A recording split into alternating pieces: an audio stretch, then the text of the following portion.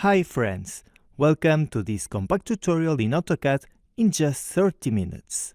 Here I will teach you the most important commands and crucial tips in order that you will be able to make your first drawings the most accurate possible. Also, you may want to save this video in a playlist or in watch later if you need to finish it in another occasion. And to make the things easier, you can find the list of contents in the description of the video so you can go directly to the topic that you want to watch. Now let's start.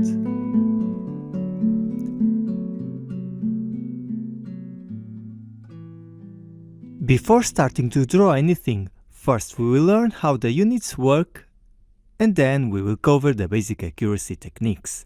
How to use Object Snap, snaps the cursor in specific points of objects, the polar tracking, snaps lines in specific angles, and the Ortho mode, to draw horizontal and vertical lines.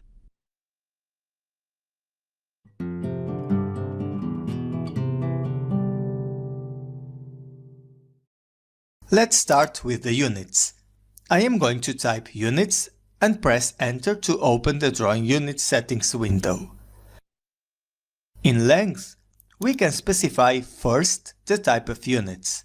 If we draw in metrical units, for example meters, millimeters or centimeters, we select decimal. For inches and feet, the most common are architectural and engineering units. In this tutorial, I will be using decimal units. And in precision, I choose 0, with no decimals. Now, the question is, am I going to use meters, millimeters or centimeters? First of all, it's important to know that the drawing system in AutoCAD is a dimensional. When I draw any object that measures 20, it's up to me to decide what is the unit of that value. For example, in this project for a floor plan, I choose the unit as millimeters, and I'm drawing the objects in real size. Basically, we only need to scale the drawing for printing purposes. Object Snap. This option is very important to draw with precision.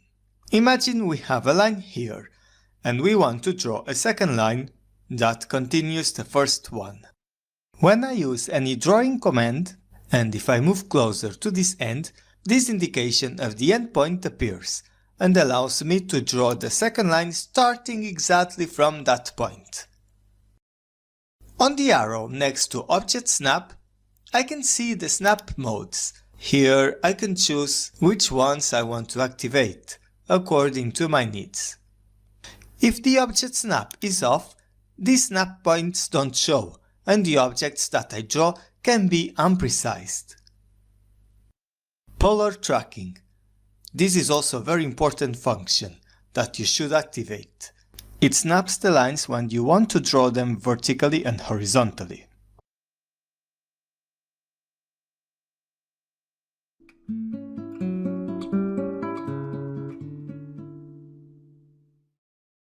So, let's start with the drawing commands.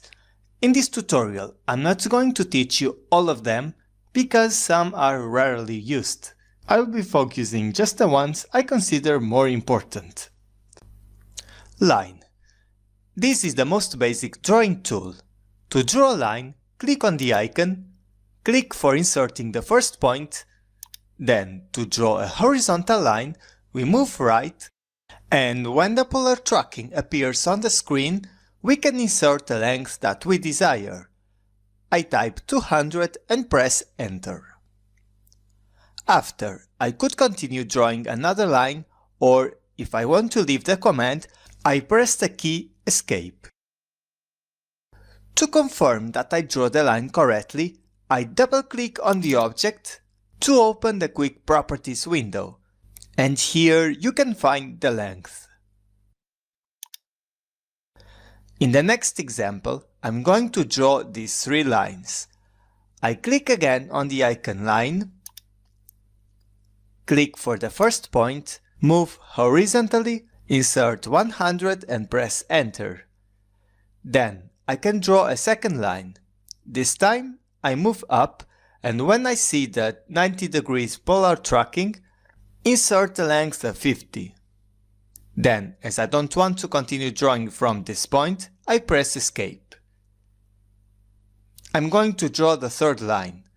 Instead of clicking on the icon line again, I can press Enter to reactivate the previous command used. Look to the command bar to notice it. Then the third line starts from this point.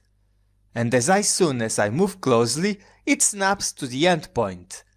If I click now, the new line starts exactly from this intersection. Now I can type 100. Line with an angle. In this example, first I insert a line with length 100.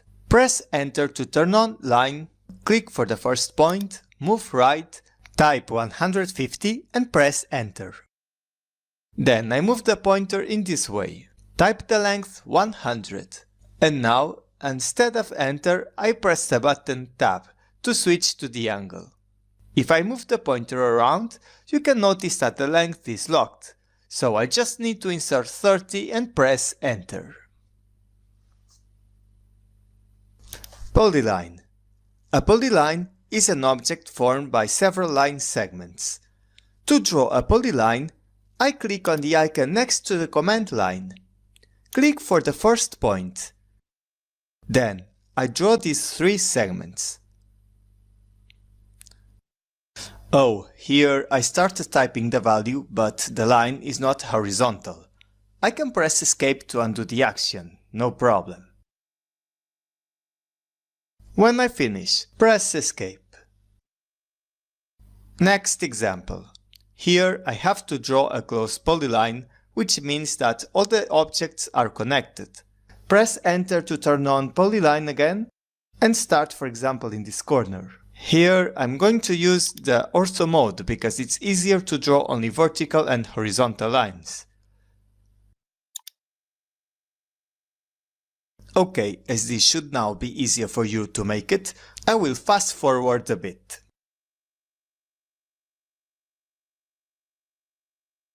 To connect the last line with the start point, I can type CL for close and press Enter.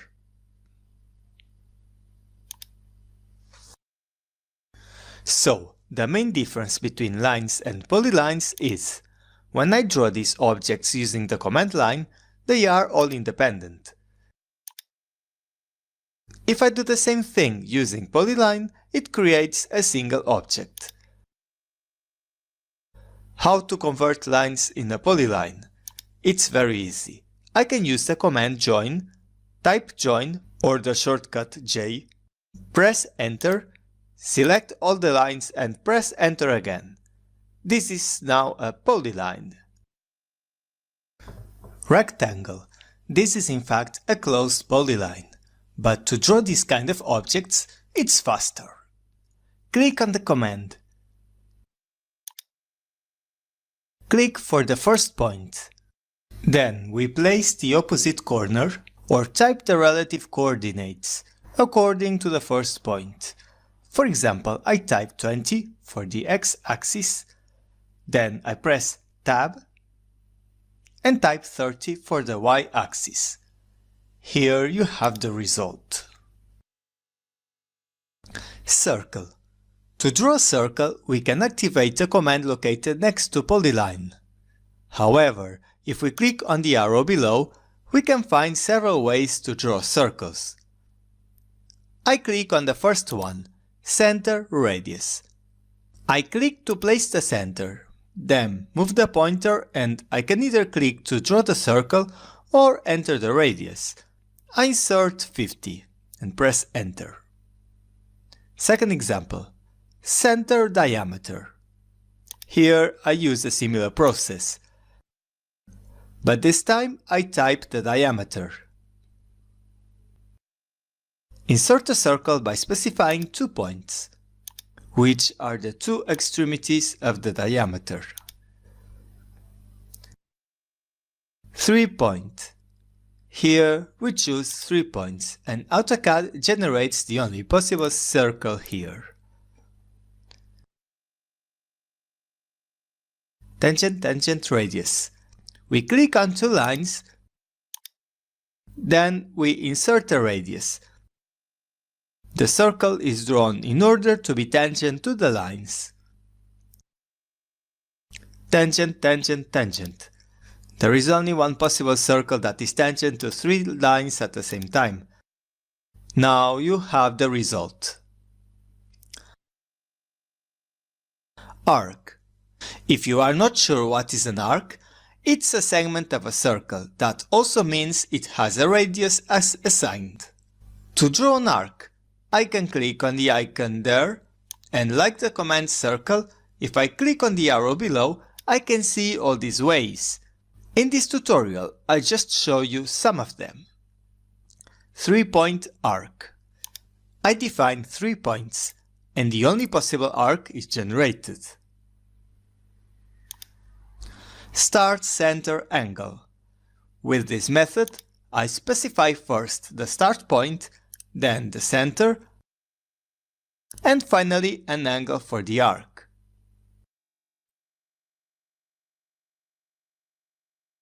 Start center end. Here I choose a start point, then a center, which also defines the radius. An important tip. Arcs are generated by default in an anti-clockwise direction, but if you want to change it, hold the Ctrl key. Finally, click for the endpoint. Start end radius. In this situation, I specify 2 points and then I define a radius, for example, of 80. Hatch. This fills enclosed areas with a single color, a pattern or a gradient. I am going to explain to you. To activate Hatch, I click on the command, and at the same moment a temporary tab for hatch creation appears in the ribbon. I click on an enclosed area, for example between these two polylines, and press Enter. It's simple, as you can see. Now I select the hatch object, and in this panel you can change the pattern. I click on Solid, and that means I fill with a single color only. Also, I can click on this icon to get access to more patterns. Now let's click on this one. And this is important. We can't see any difference unless we zoom in here. Aha! So when this happens, we have to increase the scale in this tab. I'm going to type 20, and now it looks good. So in these arrows I can increase or decrease the size as I like. Then you can explore the patterns by yourself. There are more options here. In this bar you can change the angle. And in the first one, the transparency. I can also apply a gradient in hatch selection. For example, I choose this one, and on this panel I can change the colors. I want to show you a last tip. When selecting objects, I can fill several enclosed areas and press Enter just at the end. By doing this, they act as a single object.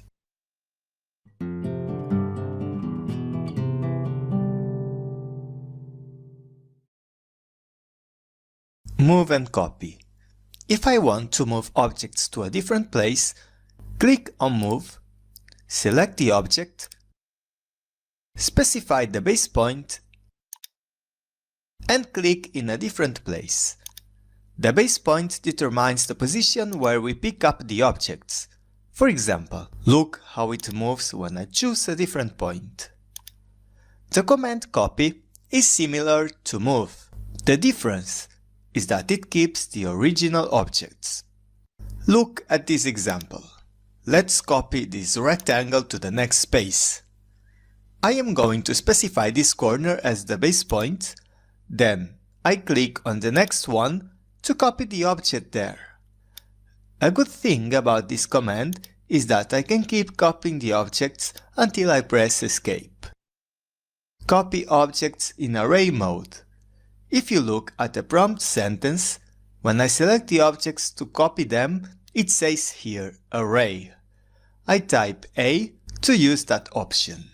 Then, select the number of objects to array. I choose 4, for example, and they will have the same distances between them. When I type 4, that also includes the original object. Rotate. This is used to rotate objects around a specific point. In this example, I am going to click on the icon Rotate, select the objects, and now I have to specify a point where I can rotate the object around. Click on the arc center, and you can understand how it rotates. If I select this corner, it would rotate around there. Simple. However, if I have non-orthogonal objects and I want to rotate them to have vertical and horizontal lines, I can see that this way won't be effective. So, at the command bar, you can see I can enter a reference. Then I draw a reference line between these 2 points. And I can turn back the drawing to the previous position. That's how it looks now. Mirror. The command mirror is used to place objects in a symmetrical position. Let's mirror this triangle here. I click on the icon. Select the polyline. Press Enter. Then I have to draw a mirror line from the middle of this distance. I place the pointer at this endpoint. Move right and type 50. I need to draw a vertical mirror to place the window in the position that I want. Also, it's not important the length of the mirror line, just imagine it continue infinitely. Click, and finally I have to decide if I want to erase the original objects or not. I choose No. Trim. This tool is used to erase segments of objects between intersections. Let's try it. I am going to draw 3 lines here randomly. The point is that they intersect each other. Activate the command. Select all the lines. Press Enter. Then I click to erase the parts between intersections. Of course, this process only works for the lines I select. If here I would select only 2 lines, then I erase the segments according to those objects. Extend. In the arrow next to Trim, I can switch to Extend. With this command, I can extend objects towards an intersection.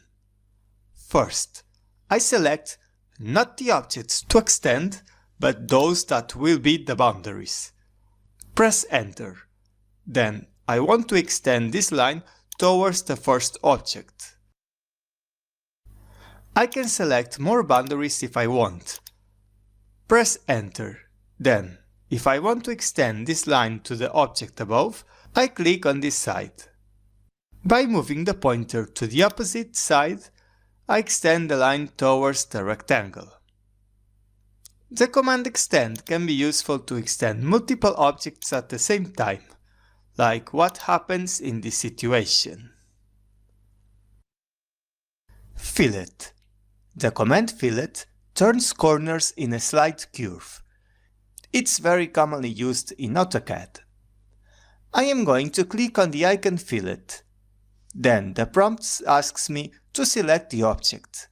But when we use this tool for the first time, we usually have the radius set up as 0, and consequently, nothing happens after specifying the objects. So we have to click on Radius there, or type R, and press Enter. Insert 20 for the radius. Now I can select the first line, then the second one. The order is not important, and as you see, an arc was created in the corner with radius 20. Let's see the next example. I am going to show you to use fillet for all the corners in this polyline. It's really simple. Activate the command. Now it says radius 20. I leave it like that, but this time I want to use the option polyline. Finally, I select the polyline and you can see that the command applied to all the corners at the same time. Chamfer. The command chamfer works in a similar way as the command fillet, but instead of an arc, it creates a line. We have to specify two distances in order to draw it. To find chamfer, click on the arrow next to fillet. Now, the first thing here is to specify the distances. I click there or type D. For the first distance, I choose 20, and for the second, 40. Select the first object. Here you have to respect the order if you want to draw the line correctly. Then click on the second object, and the action is completed. Important tip: for both commands, fillet and chamfer, by default, the original corners are erased. However, if you want to keep them, click on the option Trim and then change it to No Trim. You can see the difference. Scale. We can use scale to resize objects. Let's learn how this command works. I click on the icon Scale. Then, I want to resize this polyline with the scale factor. That's the default option for this command. Choose a base point. Now, it prompts me to insert a scale factor. I'm going to type 0.5, and all the dimensions are converted to half size. Scale with a reference. Look at this situation. I need to resize this door to fit in this space. I activate the command Scale again. Click on the door and press Enter. Select a base point, then at the prompt sentence it says Specify scale factor or copy reference. I click on Reference. Basically, I'm going to specify a distance between those 2 points. I click on them and I insert 870 for the new length. Finally, I should be able to move the door to fit in the space. Another way of using reference is, instead of typing the reference length, I click on 2 points. Click on the option Points. Then the first point is this one, and the second in the other side. Offset. This is a very useful tool to draw parallel lines or inscribe polylines or circles. Look at this example. I'm going to draw the same inscribed polyline here, at a distance of 30 from the original. Click on the command Offset, this one. For the offset distance, specify 30. Click on the polyline, move the pointer inside and click again to place the new object. Then I can press Escape to exit the command, or select another object. Let's click again on the polyline. Keep the same distance, but this time I offset the object to the opposite direction. In this way. Now let's look to the next example. I switch on Offset again, but this time I'm going to use the mode Through. When it prompts me to specify the offset distance, one of the options in the command bar is Through. I click on it, then I want to offset this line, but instead of a specific distance, I click on certain points. Then I select the object again to offset it on the next corner. Multiple. With this mode, I can just offset an object several times without selecting it again. I can just offset an object several times without selecting it again. Now let's look to a situation in which I notice that several people are struggling. On the drawing at the left, the objects are lines. I'm going to apply offset to them with 10 as the offset distance. And this is what happens. And usually that's not what people expect. However, if you do the same process to a polyline, the result is very different.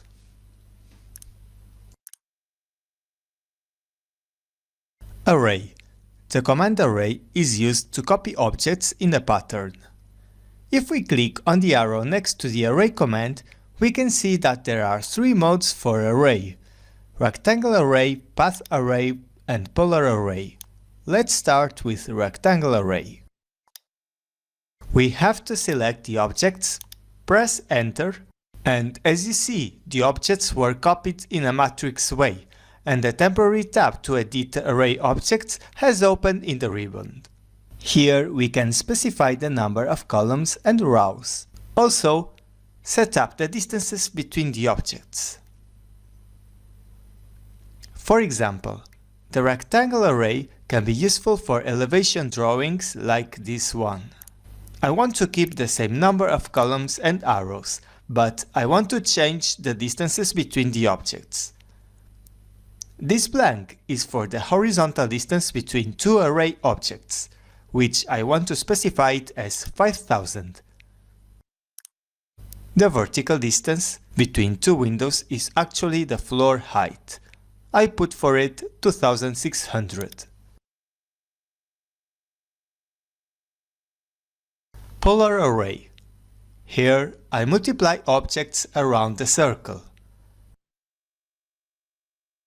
I click on Polar Array, select this little circle, then I have to specify a radius where the objects will be placed around. I hover this circle, and the Object Snap Mode Center appeared. I click on it, and as you see, the objects are placed around the center. On the Array tab, this panel here didn't show up for rectangular array. On the first tab, I can change the number of items. For example, let's put 8 and click in a different place. And the angle between two objects automatically changes in order to distribute them equally along the circle. Stretch. With this command, I can stretch objects from a place that I specify. I am going to show you how to solve this example. I click on the command. I select only the objects I want to stretch. As I don't want to move this side, I'll keep it unselected. Then, I click on the point here to stretch the objects to the right. Finally, I insert a length 50, for example. This command is not hard to use, but it requires a bit of practice in the beginning. So it's normal if you don't get everything at the first time. Example 2. This time I'm going to stretch from here, but the main thing I want to show you is that you can extend the dimension lines also. I select all these objects, press enter.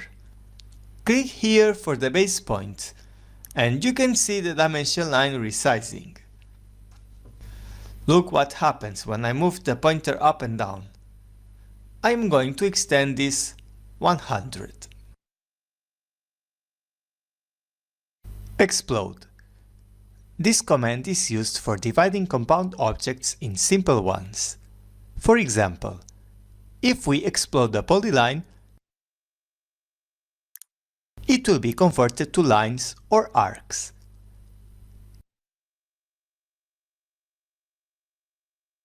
If we explode a block, we kind of downgrade it to the original objects at the time we created it. Applying this in an array, I activate Explode,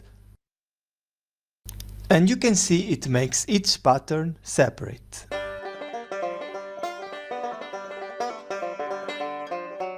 So, it's all for now. Thank you very much for watching and subscribe to Cutting Black to receive notifications of new updates. There are Revit and AutoCAD tutorials, but in the future, maybe you will find some more. Alright, keep in touch and see you next time.